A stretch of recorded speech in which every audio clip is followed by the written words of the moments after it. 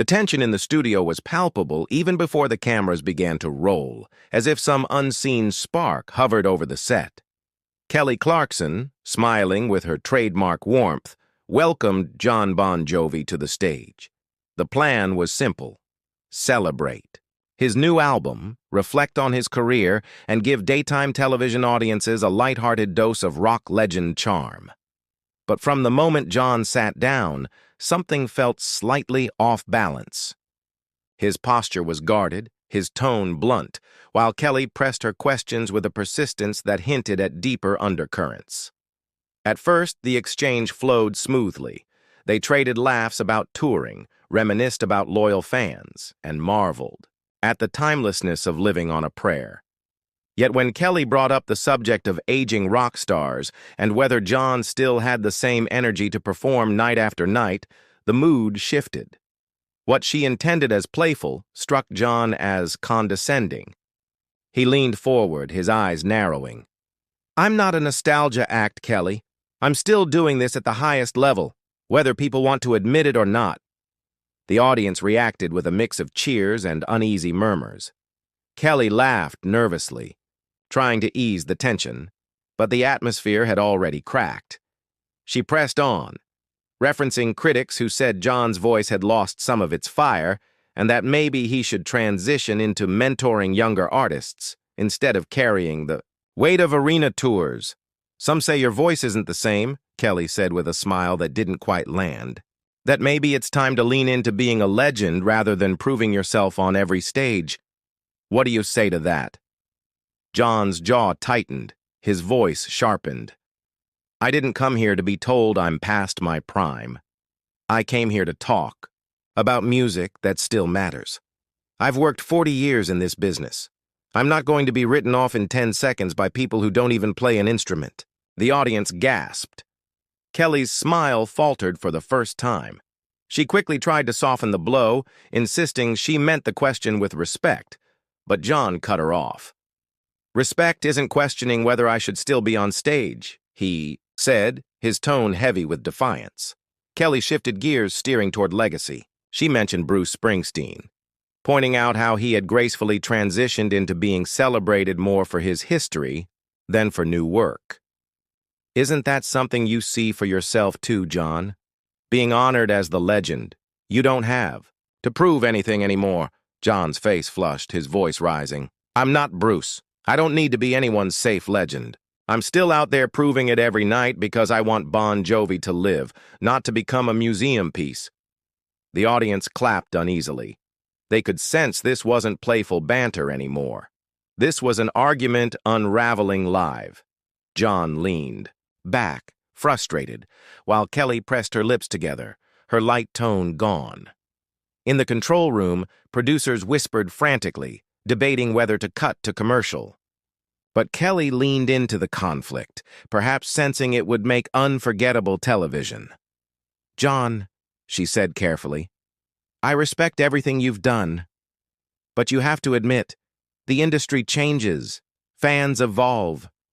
Maybe they just want to hear the classics, not necessarily watch you chase something new."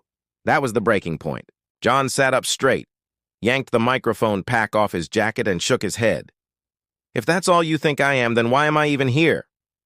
I don't need this kind of interview. I've got nothing to prove to you or anyone else." The audience gasped again as Jon pushed back his chair and stood. His voice cut through the stunned silence. "I've been on every stage in this world: Madison Square Garden, Wembley, sold-out stadiums across 5 continents. I didn't earn that by letting people tell me what box to fit in. I didn't come here to be disrespected." Kelly reached out, desperate to reel him back. "Jon, please, that's not what I meant. You know I respect you. I'm a fan." But Jon raised his hand, cutting her off. "Respect is action, not words. And right now, this doesn't feel like respect." With that, he turned, his boots echoing across the studio floor as the cameras caught every step. The audience shifted uncomfortably, some applauding, others frozen. Kelly sat stunned, then forced an awkward laugh. "Well, that was Jon Bon Jovi, everybody." She smiled tightly, her professionalism barely covering her frustration. The audience clapped hesitantly, unsure how to react. Backstage, crew members scrambled to follow Jon, but he was furious, refusing to return. His team ushered him quickly out of the building, dodging the reporters already gathering outside. Kelly pressed on with the show, quipping to her audience, "Live TV, y'all!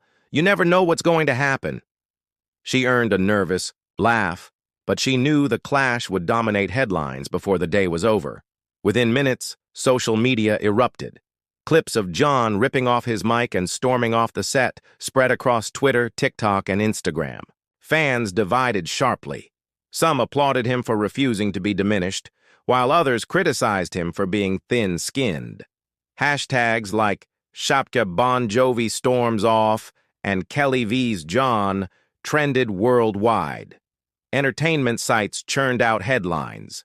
Rock legend loses temper on daytime TV, and Kelly Clarkson's tough questions drive Jon Bon Jovi offset.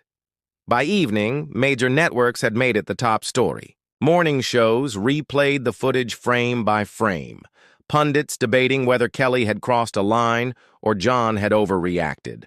One commentator quipped, "This is the most explosive daytime moment since Rosie O'Donnell and Elizabeth Hasselbeck," on The View. Clips turned into memes. Some fans layered dramatic music over Jon's storm-off.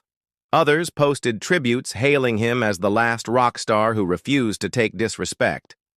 Kelly's team was flooded with requests for comment, and the pressure mounted for her to respond. She finally broke her silence with a short video from her dressing room. Sitting casually but looking tired, she addressed fans directly. "Y'all know me. I've been in this business long enough to understand passion when I see it. Jon Bon Jovi is a legend, and I never meant to make him feel disrespected. If it came off that way, that's on me. I ask tough questions because I admire people, not because I want to tear them down." Her candid tone softened the backlash. She ended the clip with a weary smile. "I hope we can laugh about this someday. Jon, if you're watching, I still love your music." Jon, however, stayed silent for 2 days, letting speculation swirl. Finally, during a radio interview promoting his album, he addressed the storm. "I've been around too long to play games," he said in his gravelly voice. "I walked off because I won't sit there and let someone define my career as if it's already over. I respect Kelly, I really do, but I'm not going to smile through something that cuts at who I am as an artist." He paused, then chuckled. "Maybe I should have handled it differently. But hey, I've been walking off stages my whole life. Sometimes it's the only way to make a point." That line reignited the fire. Some praised his honesty, others called him arrogant. Either way, the walk-off had cemented itself as one of the year's most unforgettable TV moments, an unplanned clash that blurred the line between interview and confrontation, leaving both Kelly Clarkson and Jon Bon Jovi forever tied to a moment that daytime television would never forget.